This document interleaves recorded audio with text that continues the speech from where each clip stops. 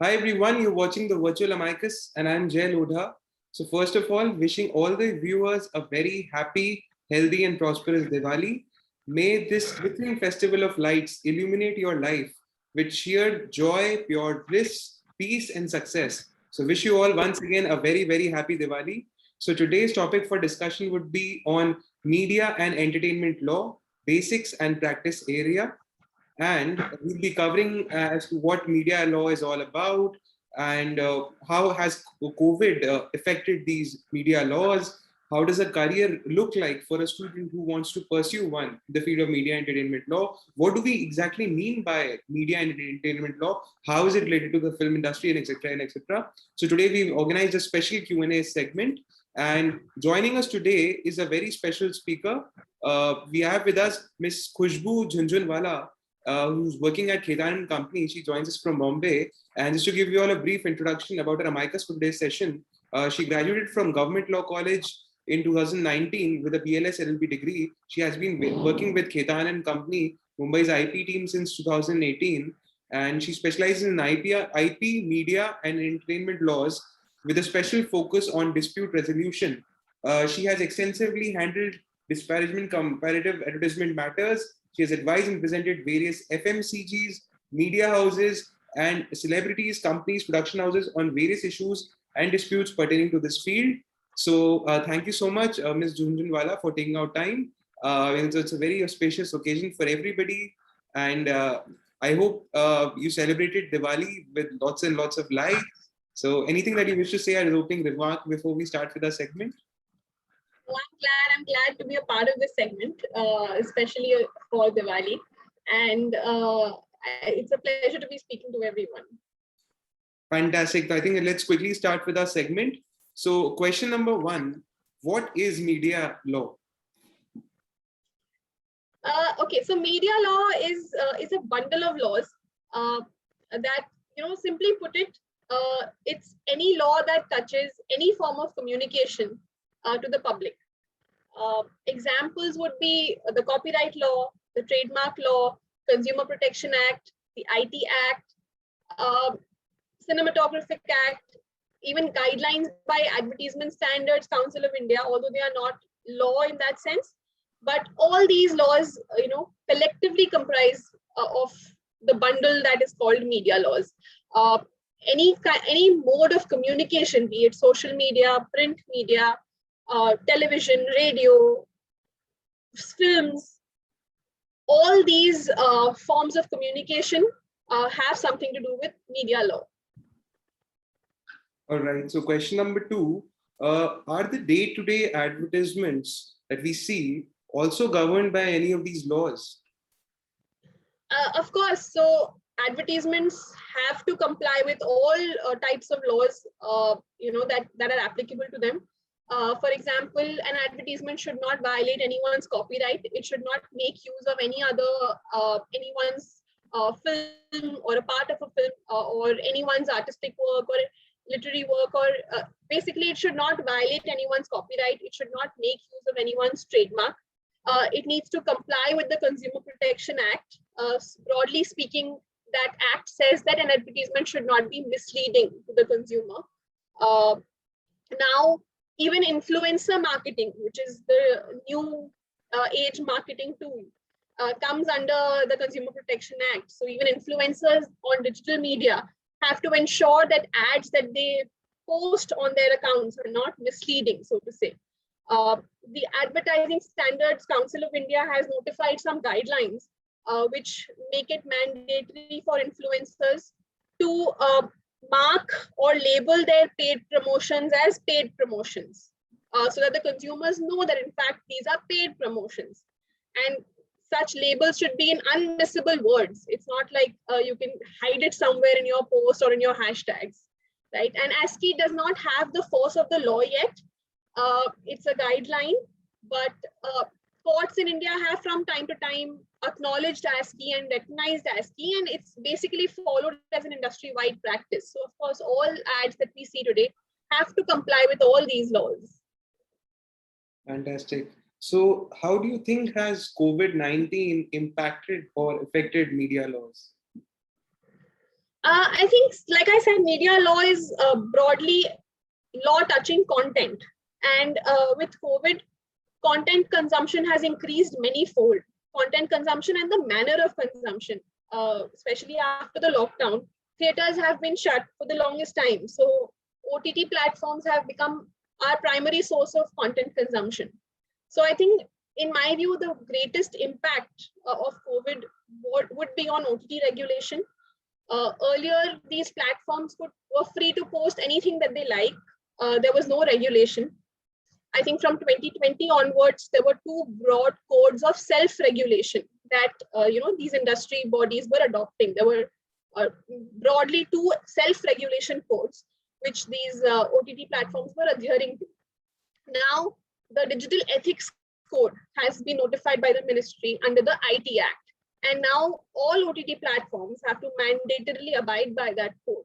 That code has requirements such as classification of content age-wise. So 7 plus, 13 plus, all these age brackets have been notified. Then there are these self-regulation. There is a 3-tier grievance redressal mechanism which has to be set up. At the first tier, there is self-regulation whenever there's a grievance of any viewer or any party.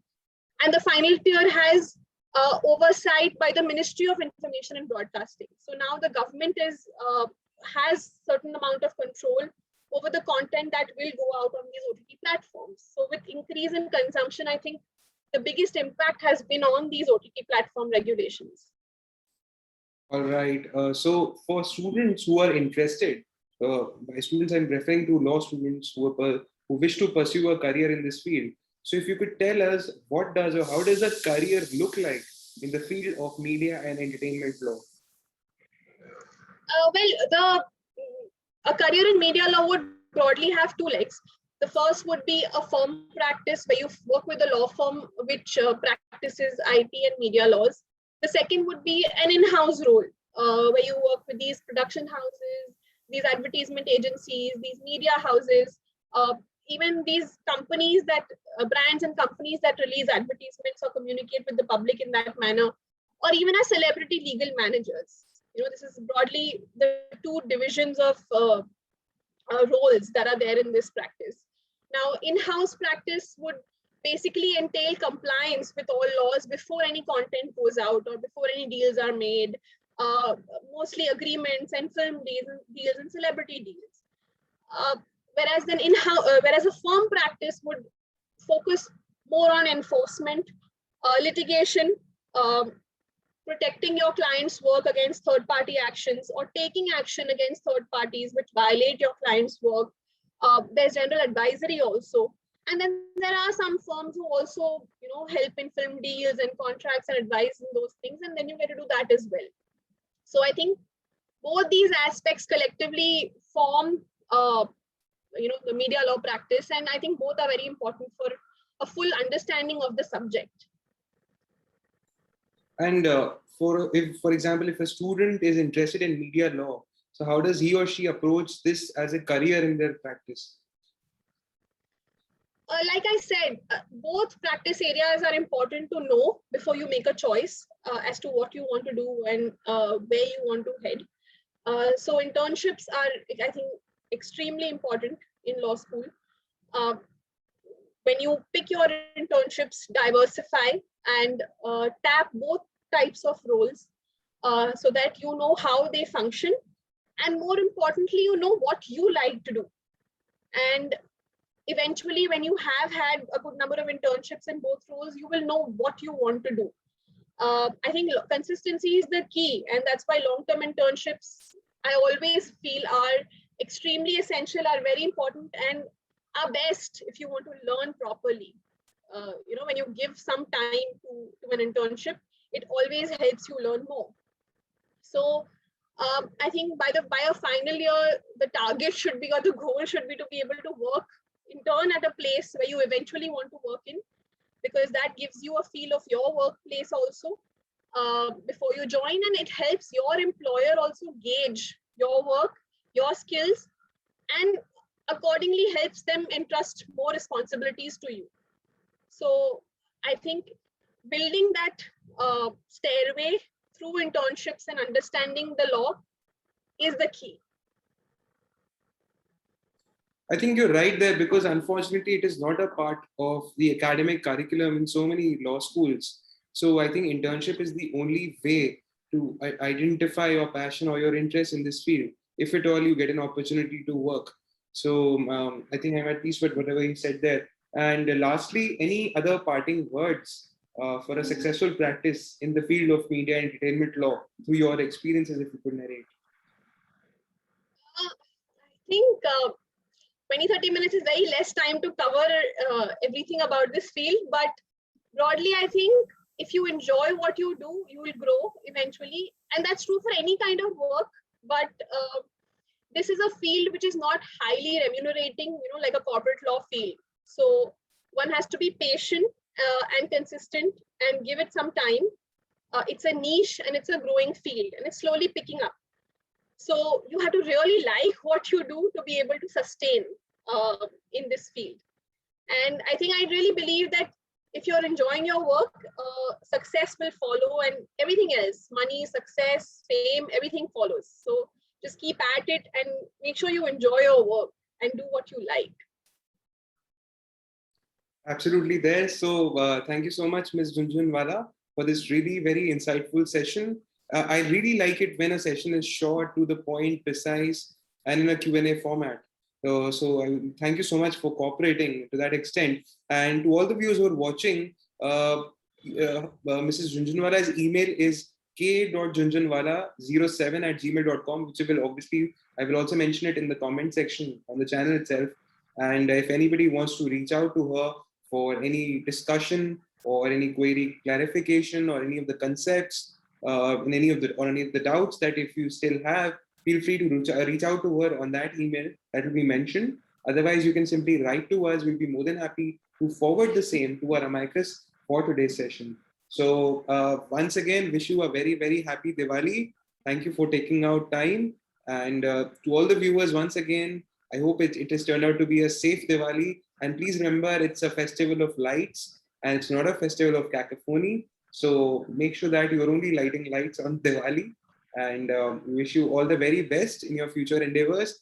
And anything that you wish to say? Nothing. It was glad. I'm glad we had this session. It was great speaking to everyone. Fantastic. So thank you so much, Ms. Jhunjhunwala there. We hope to see you on another subject soon. It's goodbye for now. Thank you. Bye-bye. Bye.